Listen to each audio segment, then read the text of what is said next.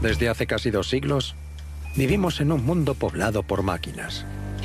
Son maravillosas, dóciles y resistentes. Día y noche trabajan para nosotros. Pero se necesitan mujeres y hombres que las hagan funcionar. Y no están hechos del mismo material.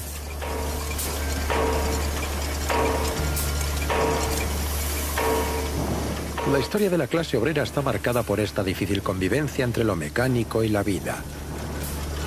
La lucha entre los que quieren trabajadores perfectamente integrados en la herramienta de producción y estos dientes humanos que a toda costa intentan salvar algo de su integridad física y mental.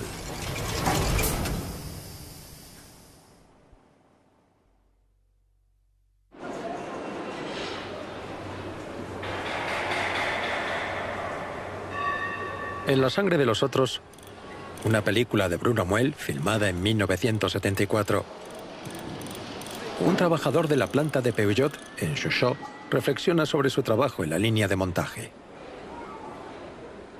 Entré en Peugeot al acabar el instituto. Me duelen tanto las manos con la inflamación. Mis manos me dan asco, pero me gustan igual. Puedo hacer cosas con ellas, aunque me cuesta mucho. Un dedo, el pulgar, no puedo doblarlo. No puedo tocar a Dominique por la noche porque me duele. A la niña, cuando la cambio, no puedo desabrocharle los botones. En esos momentos me dan ganas de llorar. Es muy duro. Ya no puedo más, tengo miedo. No es por pereza, es por miedo. Se llama Christian Cogus y ha trabajado en Peugeot toda su vida. Son terribles los recuerdos de las familias que trabajaron en cadenas de montaje. Pero los padres nunca lo decían. Pocos niños... Yo era niño, iba a la escuela y... Cuando preguntaban por la profesión de mi padre, decía... ¿Trabaja en Peugeot? Sí, pero ¿dónde? Pues yo no lo sabía. ¿Y allí qué haces, papá? Él no decía nada.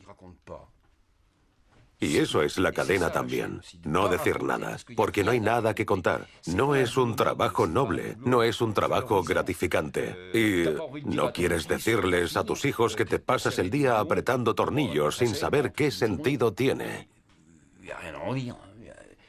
No hay nada que decir, y ese es el problema de la cadena. En un momento dado, daña tu cuerpo y tu cerebro. Lo sabes, eres consciente, y no puedes verbalizarlo porque no sabes cómo decirlo. No queda nada, no te da nada. Nunca pensarás, esto dejará huella. Si eres tornero, puedes hacerte una barca al jubilarte. Pero en una cadena de montaje, ¿qué vas a hacer? ¿Qué te va a quedar? Un puñado de tornillos y... un puesto que ha sido un castigo. No quieres hablar de eso, aparte de tu dolor, no transmites nada. Christian Cogus, sin embargo, se llevó algo de su puesto en la cadena de montaje: los alicates con los que fijaba la tapicería de los asientos. Para mí forman parte de la tortura que aún sufro algunas noches. Me refiero a estos alicates que... ¿Y aún así lo guardaste? Los guardé porque me pareció interesante. Tener un recuerdo de lo que me había hecho tanto mal. La burguesía tiene otra relación con la memoria y la transmisión, como testifican las grandilocuentes tumbas de esta necrópolis, la ciudad de los muertos, el cementerio de la buena sociedad de Glasgow.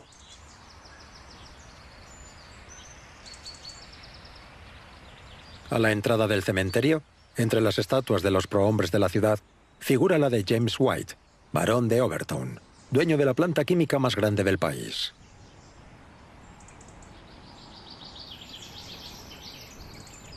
En 1899, un periódico laborista publicó una encuesta sobre las condiciones de trabajo en su fábrica, tan tóxica que a sus trabajadores les decían los cadáveres de White. Arthur McIvor, historiador. Quiero describir un día de trabajo para que mis lectores conozcan este horror. Los del primer turno comienzan a trabajar a las 6 de la mañana. Durante la jornada respiran los gases y las sustancias químicas les corroen el cartílago de la nariz y les envenenan la sangre. tanto que sus estómagos ya no toleran ciertos alimentos. A algunos trabajadores incluso se les desprenden fragmentos de cartílago cuando se suenan la nariz.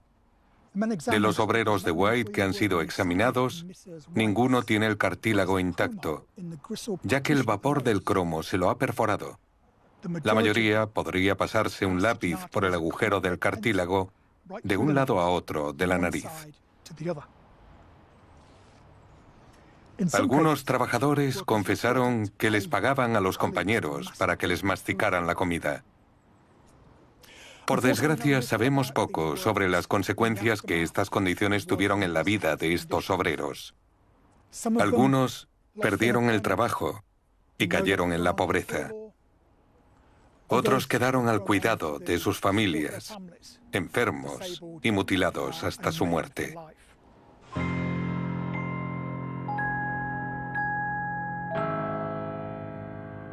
A finales del siglo XIX, se comienza a tomar nota de la importancia y el costo de los accidentes y enfermedades laborales. Hasta entonces se consideraban una fatalidad. Y solo la Virgen o los santos podían proteger al trabajador desafortunado. La prevención de la fe, como en estos asombrosos exvotos italianos.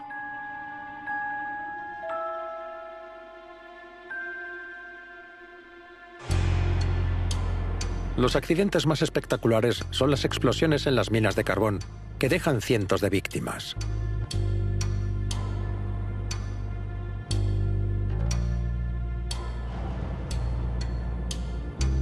Pero los accidentes en fábricas, que se contabilizan por primera vez, también dejan decenas de miles de víctimas cada año. En Alemania y Francia se votan las primeras leyes de protección social. A los jefes más reacios se les convence con un argumento inapelable. Se debe proteger el cuerpo del obrero porque forma parte del capital, como las máquinas.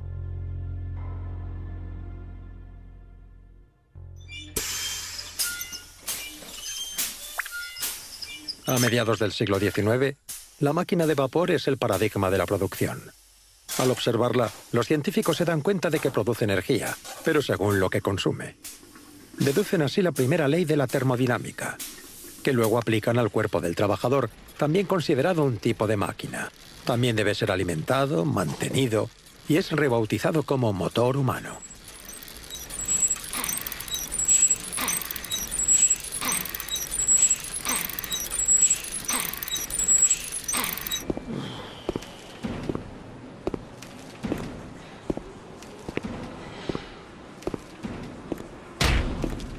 Algo aún más revolucionario, el descubrimiento del cansancio. Hasta mediados del siglo XIX se consideraba un defecto moral causado por la pereza o la falta de voluntad. Pero a partir de 1880, nuevos instrumentos de medición permiten evaluar el número de movimientos que el motor humano puede ofrecer antes de colapsar.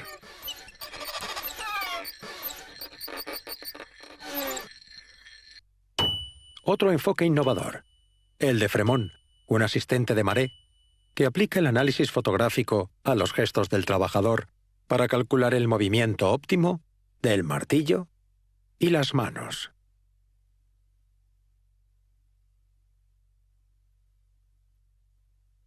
Joseph Pontus, trabajador temporal de la industria alimentaria.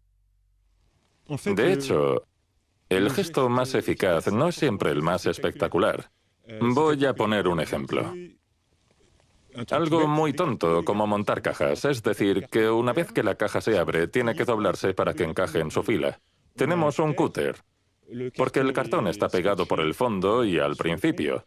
Tanteas, haces muchas cosas, giras la caja en todas direcciones y después de 6 horas te das cuenta de que haciendo tac, tac, tac, tienes la caja doblada. Y ya está. He encontrado el gesto correcto, eficaz. Y después de ensayar un poco más, tac, tac, tac, tac, tac, tac, ya está. La mente se libera, pero está más condicionada por ese gesto, porque ese es el gesto correcto. Puede ser con las cajas o puede ser con cortarle la cola a la res y colocar el cuarto trasero, o puede ser el gesto al empujar a la res muerta. Nos dimos cuenta de que era mejor empujar con las manos a la espalda porque así pesaba menos. De hecho, tienes que encontrar siempre el gesto productivo más simple, el que tense menos tu cuerpo. Y casi siempre lo más simple es lo más eficaz. Y así ahorras tiempo y puedes pensar en otra cosa que no sea ¿cuál sería el gesto más efectivo?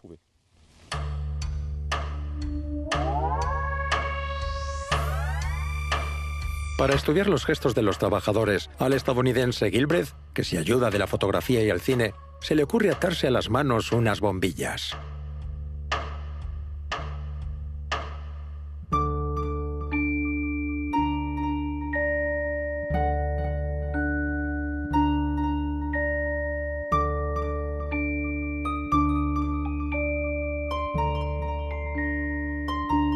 Insensible a la poesía de las líneas, saca conclusiones prácticas para mejorar la productividad. En lugar de eso, es mejor hacer esto. Es más eficiente y rápido, como demuestra el reloj especialmente diseñado por el inventor, que ocupa un lugar destacado en los montajes que hace para vender el método Gilbreth a los fabricantes. Gilbreth, como Fremont, buscan optimizar los gestos del obrero.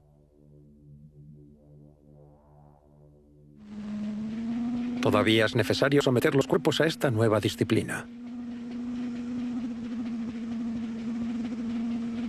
Y ese es el papel de la gimnasia para obreros, animados a finales del siglo XIX a hacer estos ejercicios saludables como entrenamiento para el trabajo, a mitad de camino entre el higienismo y el productismo.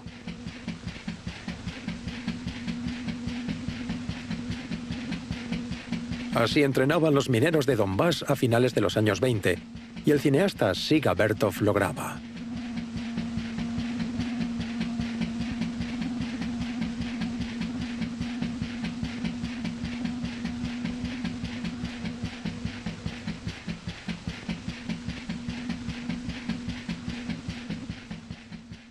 Esto es una entrevista con Tommy Cutler, un minero escocés que empezó a trabajar en una mina en 1943. La entrevista se hizo en 2005. Aquí habla por primera vez sobre enfermedades relacionadas con la minería y cómo el trabajo favorecía estos problemas.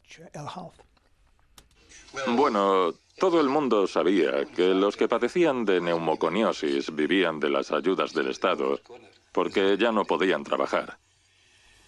Los veíamos toser y escupir. Nos daban pena. También podía pasarnos a nosotros. Era como cuando muere un soldado a tu lado y no eres tú. Sentíamos empatía, pero no lo expresábamos. Nunca les dijimos, lo siento mucho, al contrario. Les decíamos, bueno, viejo, ¿ya estás exagerando? Era nuestra forma de hablar. Eso significaba, ¿cómo estás, amigo? Por eso, para mí, no hay nada peor que estar enfermo y que la gente te tenga lástima. Ese no era nuestro estilo. Éramos los mejores.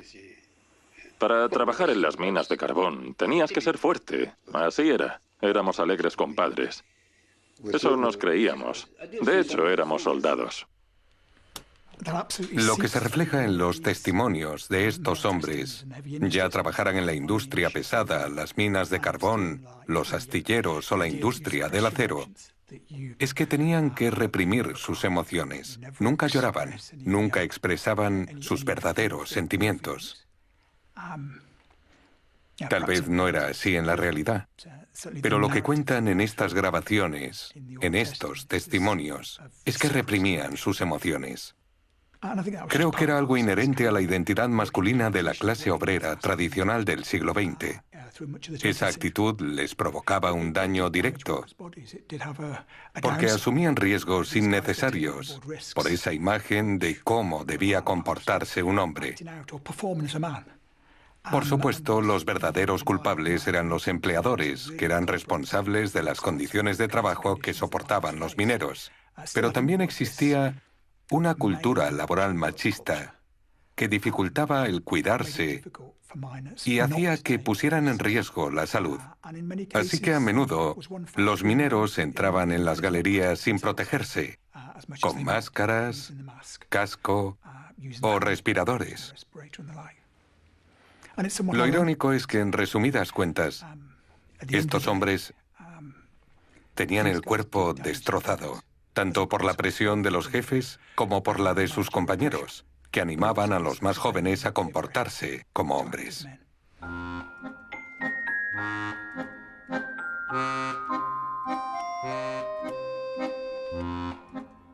Parece que las mujeres no existen en este mundo laboral, pero están ahí desde el principio, en las fábricas textiles y en las minas.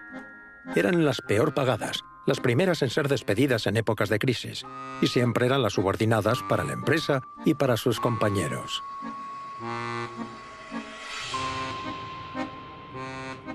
Su acceso a profesiones más nobles, como la tipografía, por ejemplo, estaba prohibida por los mismos trabajadores, para los que feminización era sinónimo de devaluación.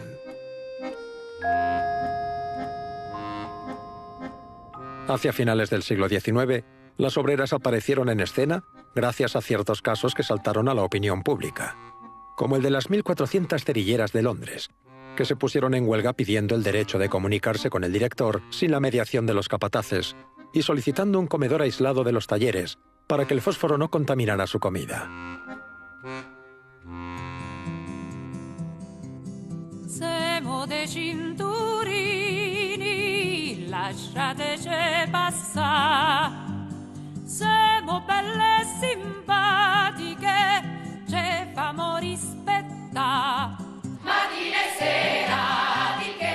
También en Italia, en Terni, la primera huelga importante en 1880, no la llevaron a cabo los obreros de la acería, sino las 1.300 trabajadoras de la helandería Centurini, famosas por esta canción y por su espíritu combativo. A principios del siglo XX se multiplicaron sus huelgas salvajes y las acciones violentas, para desesperación de los líderes socialistas. Alessandro Portelli, historiador. Siempre se les reprochó: no tenéis doctrina, no tenéis disciplina. Y las mujeres respondían: ¿por qué no nos enseñáis la doctrina? ¿Por qué os la guardáis para vosotros? También existía la idea de que las mujeres participaban en este tipo de acciones. La canción lo dice de una forma extraordinaria. Si nosotras hacemos el amor, es para divertirnos. Es decir, que reclamaban una libertad sexual que asustaba a los hombres. Digamos que asustaron a los líderes del movimiento obrero que buscaban respetabilidad. También son las mujeres las que lideran las manifestaciones de Fressneville en el Somme durante la huelga en la cerrajería Riquet.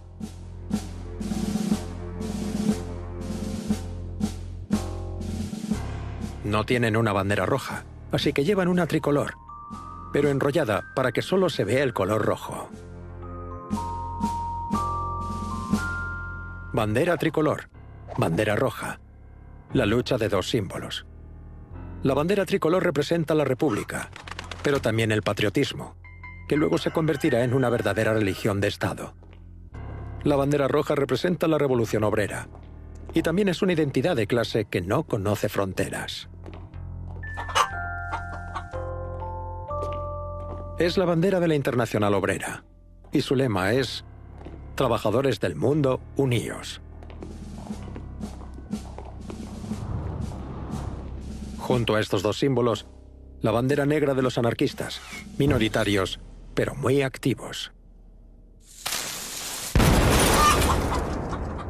Tu veux bâtir des cités idéales, détruis d'abord les monstruosités. Gouvernement, caserne, cathédrale, qui sont pour nous autant d'absurdités.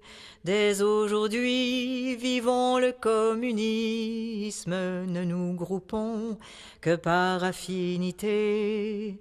Notre bonheur naîtra de l'altruisme, que nos désirs soient des réalités. Debout, debout, compagnons de misère, l'heure est venue, il faut nous révolter. Que le sang coule et rougisse la terre, mais que ce soit pour notre liberté. La bandera negra es reivindicada en 1906 por un pequeño sindicato presente en la mayoría de estas luchas, la Confederación General del Trabajo, la CGT, entonces anarquista y revolucionaria.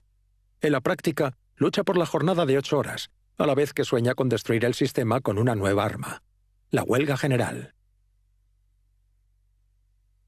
Marion Fontaine, historiadora. La estrategia de la huelga general es una estrategia que se desarrolla al observar que hay ciertas cosas que no funcionan, como la insurrección armada. Con la Comuna se demostró que en el contexto de una insurrección armada, la fuerza siempre está de parte del ejército burgués, en términos de la época. Hay también cierta insatisfacción con otras formas de lucha que proponen partidos obreros, como el Partido Obrero de Jules West. Es decir, son huelgas muy sectoriales que implican lucha electoral y competencia por el poder político. En última instancia, lo que quieren estos sindicalistas de la CGT no es la insurrección armada ni la clásica lucha política de los partidos marxistas. Quieren inventar su propia forma de lucha que no los obligue a pasar por ningún intermediario. La idea es que si el proletariado se declara en huelga general, no necesita ni partido, ni organización, ni nada. Eso es suficiente. Pero para que eso sea suficiente, todos los proletarios tienen que parar. Si las minas, si las fábricas textiles paran, si todo para, el sistema parará. Mientras esperan esa gran huelga general, en la Francia de principios del siglo XX se multiplican los conflictos locales. La prueba son estas increíbles postales que pretenden popularizar la lucha obrera y dar una imagen diferente a las caricaturas de la prensa burguesa.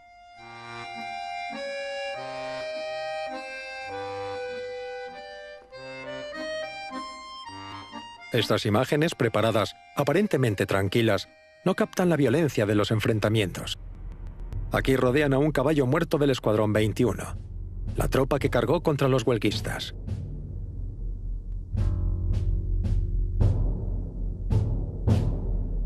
Ante las huelgas, los patrones de principios del siglo XX no negocian. Recurren al lockout, un término inglés que supone un castigo para los trabajadores, cerrar las fábricas.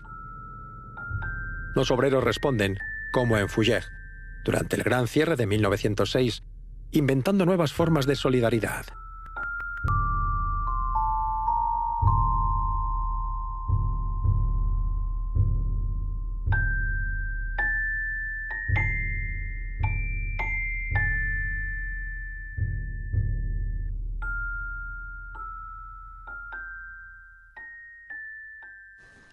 En una de las cámaras donde trabajamos ha brotado una plantita verde, sobre un saliente de la pared a 2 metros de altura. Puedes verla desde ciertas posiciones. La cámara está a 3 grados, pero la planta ha brotado. No sé de dónde ha podido venir la semilla, ni idea. Y todos la miramos con cariño, con ternura, la saludamos de vez en cuando. Yo también. ¿Cómo estás, plantita? Y un chico dijo, esta planta es una guerrera porque para crecer en este entorno tienes que ser fuerte. Yo lo miré y pensé, nosotros somos los guerreros. Ella es como nosotros. Aquí estamos, prosperando como una plantita en la cámara de un matadero. Una mirada al pasado. Fue en 1871, el año de la Comuna de París, cuando el trabajo en cadena se implementa por primera vez en los mataderos de Chicago. Durante los siguientes 40 años, este sistema será ignorado por la industria. No encontrará aplicación fuera de los mataderos. Para que finalmente se abra paso, y con eso las nuevas técnicas de gestión científica. Se necesitará nada menos que otra carnicería industrial, pero a escala mundial.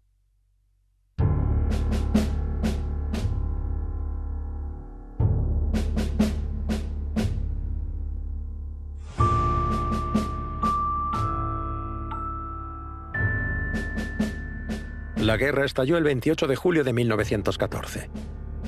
El día anterior, los obreros militantes todavía pensaban que podían evitarla mediante la huelga general, en nombre de la fraternidad proletaria, proclamada en Francia y en Alemania. Pero con una simetría perfecta, los socialistas alemanes y los franceses asumen la declaración de guerra de sus respectivos gobiernos para defender la patria, su civilización y la lucha contra la barbarie del otro.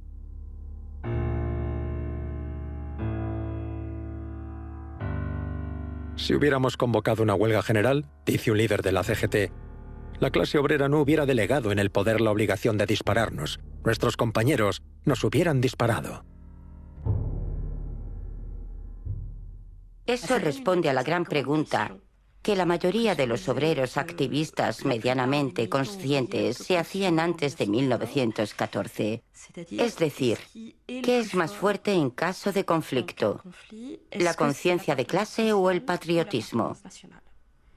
La mayoría de los obreros militantes se hacían esa pregunta. Por ejemplo, Jaurès está obsesionado con eso. En 1914 se conoce la respuesta con una claridad espantosa, con una brutalidad espantosa. Al menos en el verano de 1914, lo que tiene prioridad es el vínculo con la patria. Por decirlo de otra forma, lo que ganó en el caso francés es la escuela republicana, el ejército y 50 años de nacionalización de masas. Y quien perdió fue la CGT y el Partido Socialista Unificado.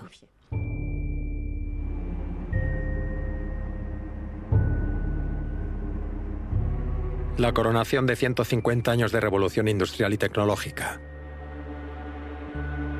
Esta es la primera guerra de cañones y máquinas. La industrialización de la guerra trae de la mano la militarización de la producción.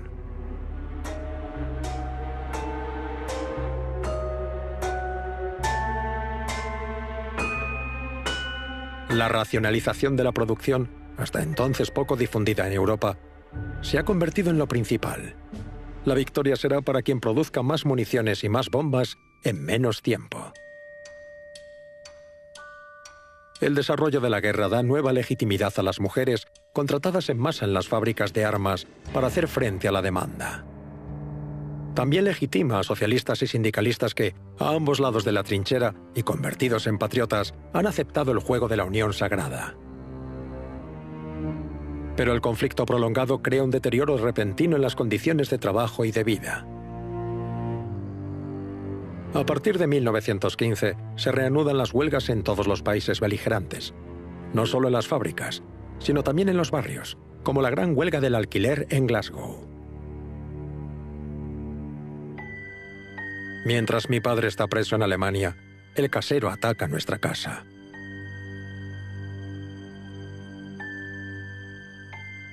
En Alemania y Austria, donde las condiciones de vida son particularmente difíciles debido al bloqueo, se convocan en 1917 las huelgas más importantes.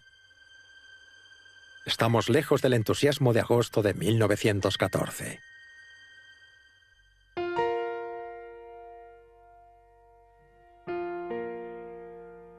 C'est pour notre indépendance que l'on marche sans défaillance, comme si c'était le grand soir.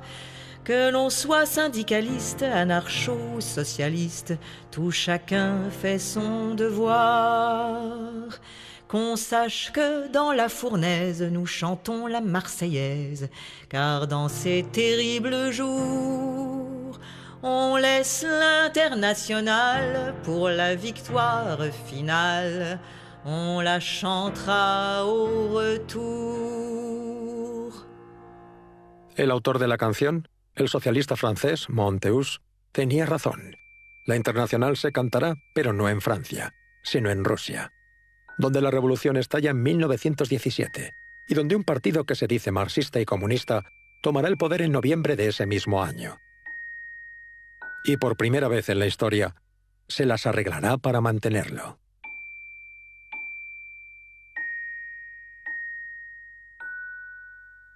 Un año después, casi el mismo día, mientras los bolcheviques celebran en Petrogrado el primer aniversario de su revolución, otra revolución estalla en Alemania.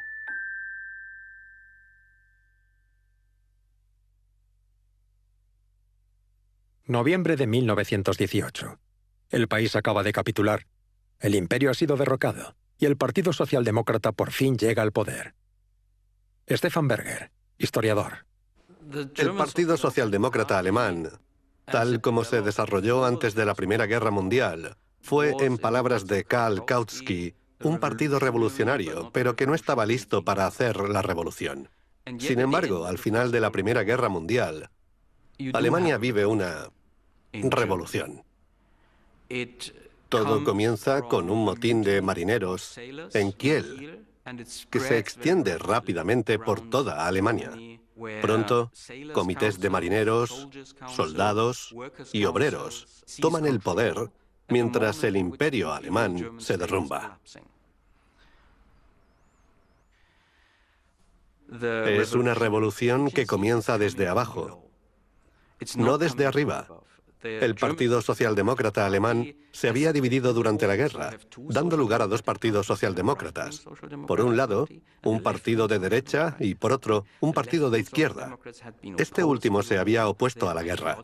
Su ideología era más cercana a las formas radicales de marxismo, mientras que los socialdemócratas de derechas eran más reformistas. Y en 1918, el último gobierno imperial les cede el poder a los socialdemócratas de derechas. Friedrich Ebert, el líder del Partido Socialdemócrata de derechas, se encuentra a la cabeza de una revolución con la que no se identifica. De hecho, siendo jefe del gobierno, en su opinión, ya ha ganado el poder desde arriba. No necesita una revolución desde abajo. El frágil equilibrio entre las dos facciones socialistas dura solo 2 meses. En enero de 1919, la extrema izquierda dirigida por el grupo espartaquista toma las armas para continuar la revolución social. Para aplastar el levantamiento, Ebert llama al viejo ejército imperial y a los Freikorps, un ejército irregular nacionalista de extrema derecha. Los espartaquistas son derrotados y sus líderes, Karl Liebknecht y Rosa Luxemburgo, asesinados. El mismo patrón se repetiría unos meses más tarde en Múnich. El ejército y los Freikorps liquidan una efímera república de consejos. Y en 1920 aplastan el último intento revolucionario alemán, el del Ejército Rojo del Ruhr.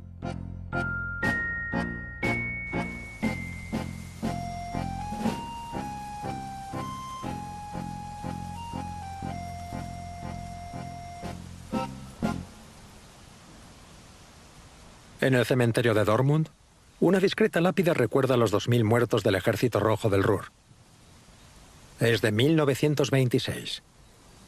En 1933, cuando los nazis llegaron al poder, se salvó de la destrucción gracias a varios sepultureros comunistas que tuvieron la idea de enterrarla, esperando días mejores. Acabaremos lo que empezasteis, dice la inscripción que acompaña a la hoz y al martillo. Son los símbolos de la revolución bolchevique de 1917, por entonces el gran modelo revolucionario para Europa. De los países que ganan la Primera Guerra Mundial, solo Italia experimenta una verdadera situación revolucionaria. En 1920, en el norte industrial, en Génova, Turín y Milán, los obreros ocupan las fábricas bajo la protección de la Guardia Roja Armada. Se inspiran en la Revolución Rusa y la experiencia de los soviéticos, revisada y corregida por el teórico marxista Gramsci. Los consejos obreros, como el de la fábrica de Fiat que vemos aquí, ocupando la oficina del jefe Agnelli, toman el poder e intentan reiniciar la producción. Stefano Musso, historiador. Según Gramsci, estos consejos obreros aprenderían a dirigir la producción en ausencia del parásito capitalista, a veces aliados con los técnicos. La idea era que los obreros autogestionaran la producción en las fábricas ocupadas. Eso se hizo en la medida de lo posible. pero utilizando reservas de materias primas y productos semiacabados que ya había en la fábrica. Luego no pudieron conseguir suministros del exterior, pero trabajaron, produjeron. Y al menos en parte, estas ocupaciones terminaron sin derramamiento de sangre, sin conflicto armado. Los obreros salieron de las fábricas con sus banderas rojas, pensando que esa labor, aunque hubiera terminado, había sido el primer paso hacia la revolución. Pero en realidad era el canto del cisne del movimiento revolucionario italiano. Porque unos meses después, en 1921, surgió una crisis internacional que tuvo impacto en el escenario italiano. Los industriales comenzaron a despedir a los obreros y estos no pudieron oponer resistencia.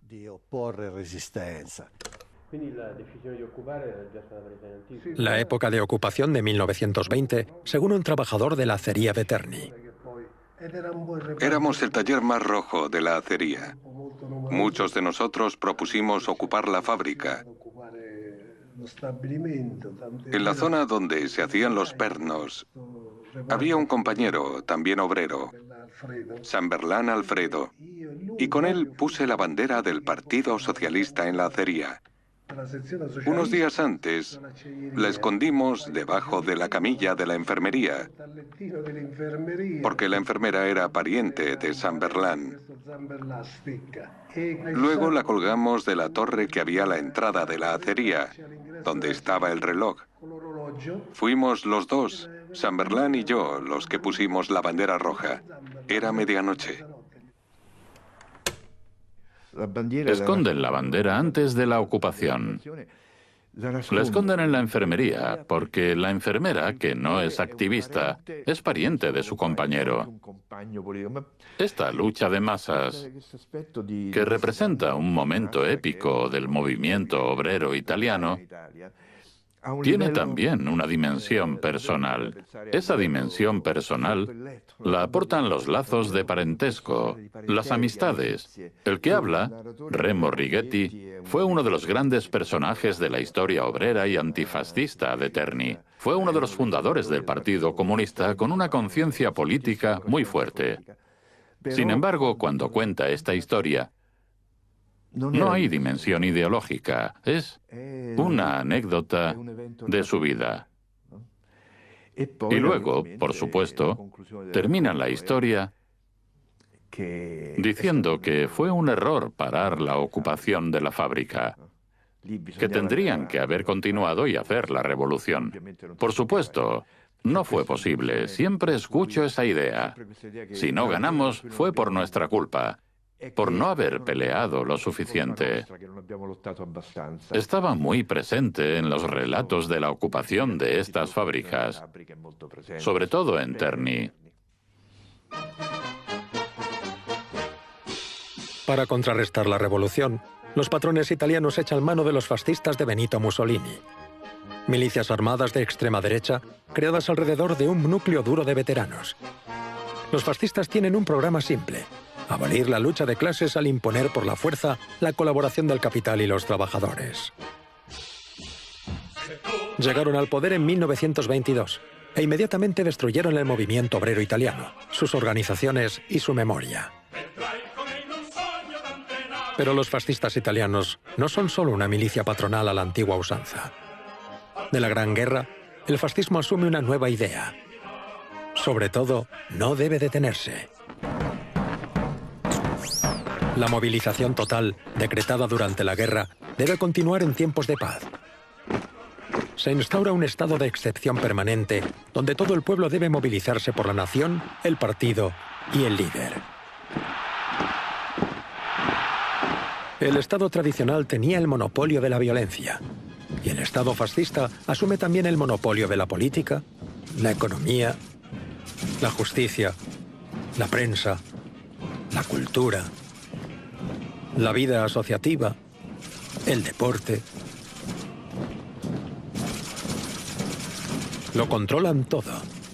Es el Estado total. Fascista también quiere decir totalitario. A cambio, el régimen ofrece a los trabajadores nuevos estadios, como el de Terni de 1928, porque, como escribió un teórico fascista, en el estado total, todo el mundo se ha convertido en atleta. En cuanto a los salarios, aumentarán en cuanto Italia recupere su antigua grandeza imperial. Esta es la promesa que el fascismo le hace al mundo del trabajo. Nosotros pensamos fortalecer la nación, que es el gran proletario, contra las demoplutocracias, que son Francia, Inglaterra y Estados Unidos. A estos países se les llama demoplutocracias, falsas democracias, donde es el dinero el que manda, son los ricos los que mandan. La gran proletaria, Italia, se propone conquistar un imperio, un lugar bajo el sol. Cuando lo consiga, todos los trabajadores italianos disfrutarán del verdadero bienestar, mientras los trabajadores tengan demandas salariales. ¿Qué mejoras podría haber? Las condiciones de vida no pueden mejorar. Pero no hay huelgas ni conflictos. Tienes que trabajar y contribuir con la cabeza gacha para hacer poderosa a la nación. De esta manera, obviamente, terminan sirviendo a los intereses de los patrones y no a los trabajadores, porque se privilegia la continuidad del trabajo y la eficiencia de la máquina productiva.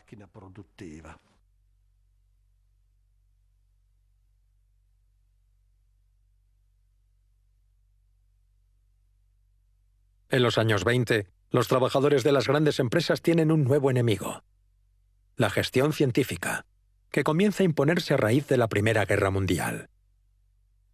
Hablamos del método americano, o Taylorismo, llamado así por su inventor, el ingeniero estadounidense Taylor.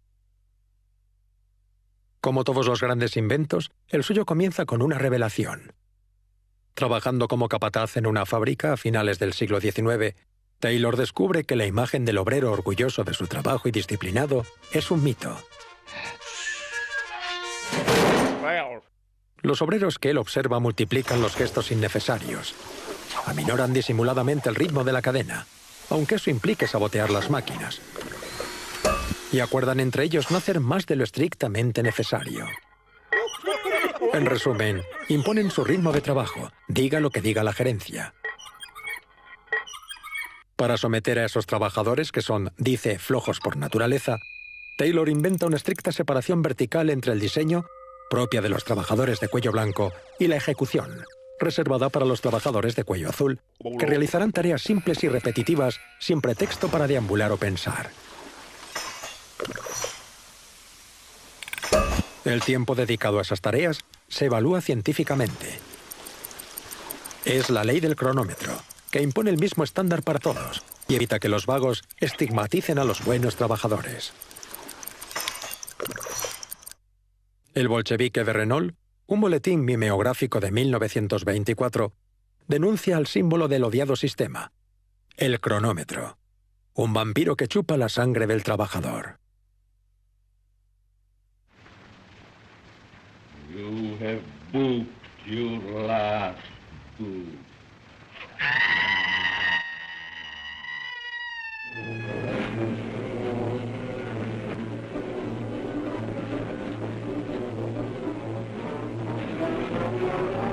El Taylorismo visto por un cineasta soviético de los años 30.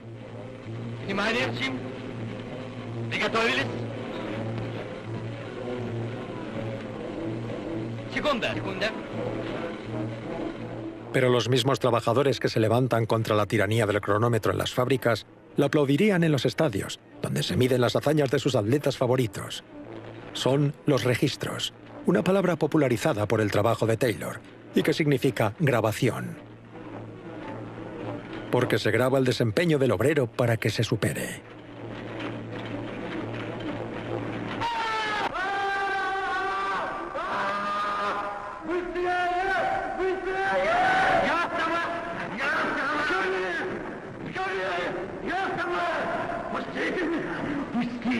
Предполагалось, что у пролетариев нервы значительно крепче.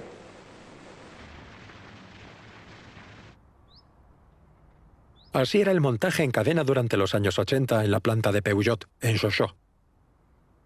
Había muchachos de la cadena que se hacían casi una maratón al día. Era distancia. Le pusimos a un chico un podómetro de los que tenían los coches. Él estaba constantemente en movimiento. Y con el podómetro nos dimos cuenta de que recorría 40 kilómetros al día. Y llevaba años haciendo eso. Eso hubiera sido una hazaña deportiva. Así que cuando sales de la fábrica no tienes tiempo para recuperarte o hacer lo que... El problema es cuando sales, son las 10, estás cansado, no puedes pensar y te echas en un sillón a dormir frente a la tele. Y ese es el verdadero peligro. ¿Cómo sales después de estar 8 horas en la cadena de montaje y te formas para hacer otra cosa? Es muy complicado. Cuanto más viejo te haces, más complicado es, más cansado estás. Lo llamamos alienación. Pero no es solo eso, es que ha muerto en tu cerebro para no tener ambición, para que el deseo de aprender esté anulado por ese cansancio físico. Lo que debería permitirte descansar se convierte en... Eso es terrible. Ese sufrimiento del obrero, esa falta de perspectiva, hace que en un momento dado te adormezcas. Te adormeces al final. Y eso es lo peor, porque también te sientes mal.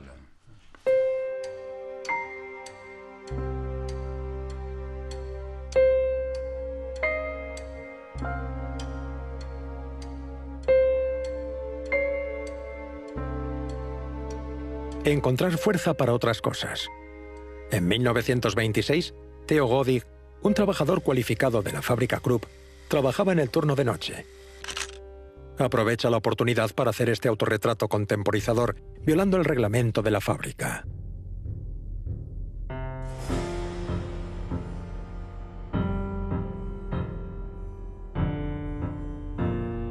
La imagen, que se ha convertido en un símbolo del orgullo obrero, aparece en la portada del Arbeiterfotograf, la revista del movimiento de fotógrafos obreros, cuyos miembros se cuentan por miles en Weimar, Alemania. Como los poetas trabajadores del siglo XIX, estos fotógrafos aficionados se apoderan de una herramienta diseñada para el ocio de las clases dominantes.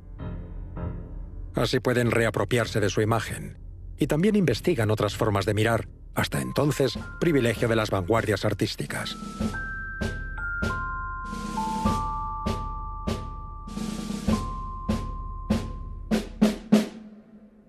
Pero también es un arma de clase, que les permite denunciar la pobreza y sobre todo el desempleo, el nuevo flagelo de los obreros europeos.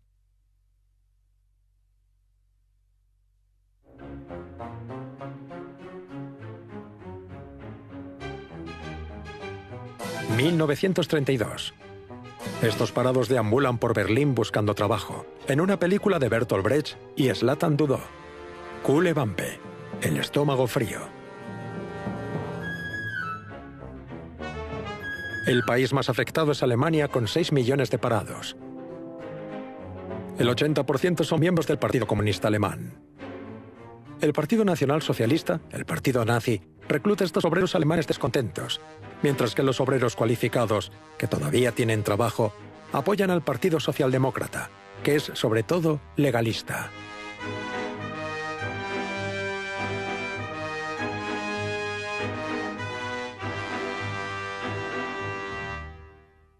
Fracturada, desesperada, la clase obrera alemana, que se considera la más avanzada de Europa, no puede evitar que Hitler tome el poder en 1933.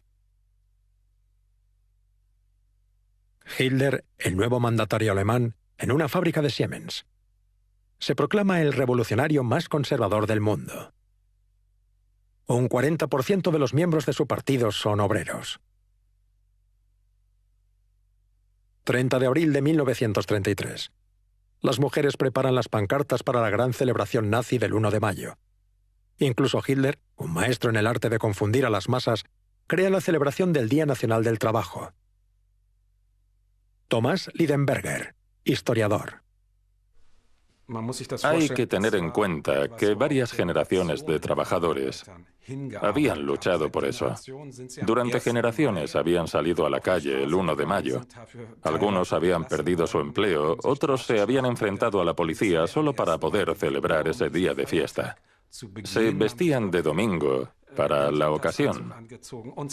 Y ahora el nuevo régimen decreta que es una fiesta nacional en honor de los trabajadores. Hitler lo dijo luego en uno de sus discursos. Vosotros, los trabajadores, sois lo más noble y lo más valioso. Valéis más que los gerentes y los directores de las fábricas. La otra cara de ese golpe maestro es que a partir del 2 de mayo, todos los sindicatos fueron prohibidos. Los miembros de los sindicatos tienen que incorporarse al Frente Alemán del Trabajo, una gran organización donde se mezclan obreros y jefes. Eso significó la pérdida total del poder y la autonomía de las organizaciones obreras y la confiscación de todos sus bienes. Por supuesto, el Frente Alemán del Trabajo les ofreció una compensación social y política a algunos trabajadores, pero los obreros perdieron todos los derechos que habían conseguido y todo el poder. Y, por supuesto, cualquier oportunidad de tomar decisiones en el mundo del mercado. Fue una gran derrota. Los primeros campos de concentración se crearon en 1933. Encerraron a miles de comunistas, socialdemócratas, opositores políticos. Al mismo tiempo, los nazis cortejan a los trabajadores, a los que siguen teniendo miedo. Lanzan el programa Belleza Laboral, que se supone que moderniza las instalaciones de las empresas, creando lo que su propaganda llama felicidad establecida. Mejoran las instalaciones sanitarias, los comedores y los lugares de ocio.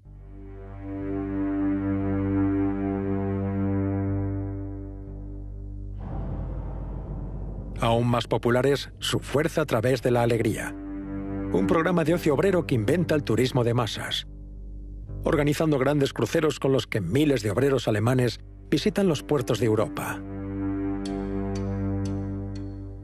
Los obreros turistas son vigilados por agentes de la Gestapo, que no tienen grandes dificultades, porque siempre están en entornos controlados como la fábrica o el campamento.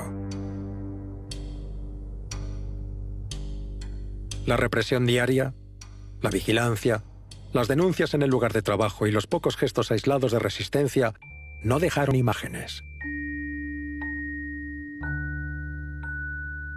Excepto una, tomada casi al azar durante la visita de Hitler al puerto de Hamburgo en 1936.